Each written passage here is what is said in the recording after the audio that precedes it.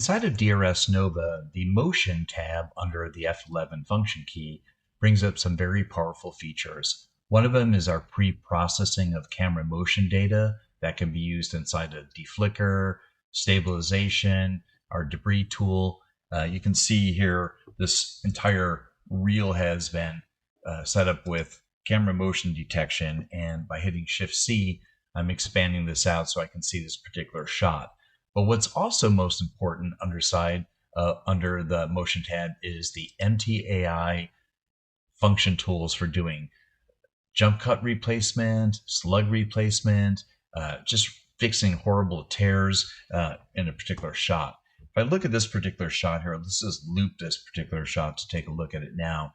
You can see there's motion happening before the slug and motion after. This car is moving ahead of the frame, but then there's 3 frames missing here, but the car still continues to move. This gentleman's moving, the flags are moving, the people continue to move. A lot of motion in the frame, but in the middle, there's exactly 3 frames missing. So let me just step through that so you can see. As I play this down, you can come in here, there's 1, 2, 3 frames missing that we want to actually replace and add back in using the MTA function key. So we're going to call this a slug. I'm going to navigate here to the start frame of that. I'm going to mark that in and then go to the out frame where I have 3 frame duration. I'm going to mark this particular shot, and then I'm going to analyze it. This is where the AI model, the first time you load it, will take some time to build, a couple of minutes or so, but you saw how quickly it was able to analyze and render that particular shot. So now I'm going to play the original for you again. This is the original down here.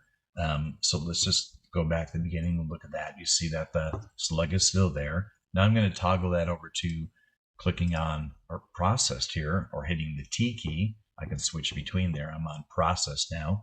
I'm going to jump to the first frame. We'll play this now. And you can see the AI completely generated those frames in between.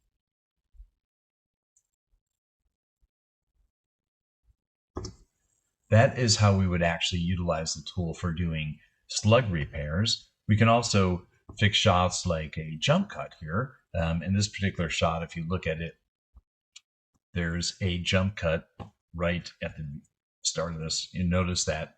Look at the shadow moving up his shoulder here, coming along here. All of a sudden you get that jump cut right there where it jumped. See him skip through, and so that is the definition of a jump cut. It's got a missing frame in there, but the sound is still in sync. So we're going to, in this case, we're going to tell we want to repair a jump cut. I want to navigate to the frame right before the jump cut occurs. So not the frame where the jump cut is, but this one. I'm going to set the A, B. It already knows that that single frame is missing. It's marked an outside. But if I wanted to generate 2 frames to complete that, now it's going to throw it out of sync.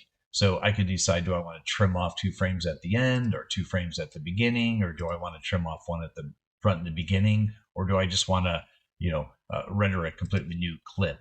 I can create a clip and then hand it to the audio team to actually sort that out. But in this case, let's go ahead and fix that jump cut.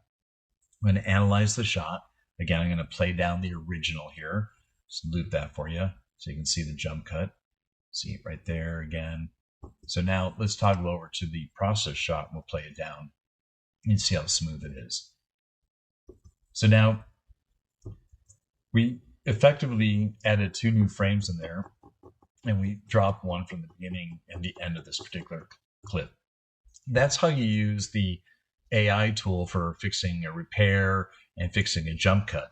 Let's take a look at an example of utilizing this along with our manual tools. In this particular shot, you can see it's got a jump cut in the beginning. When I play it down, it has all sorts of vertical scratches, but there's this horrible raking effect that takes place.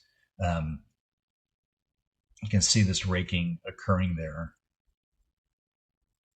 So now, combining with other tools and our manual DRS, this is the result that we're able to achieve. That's the power of MTI FrameGen. Thank you so much.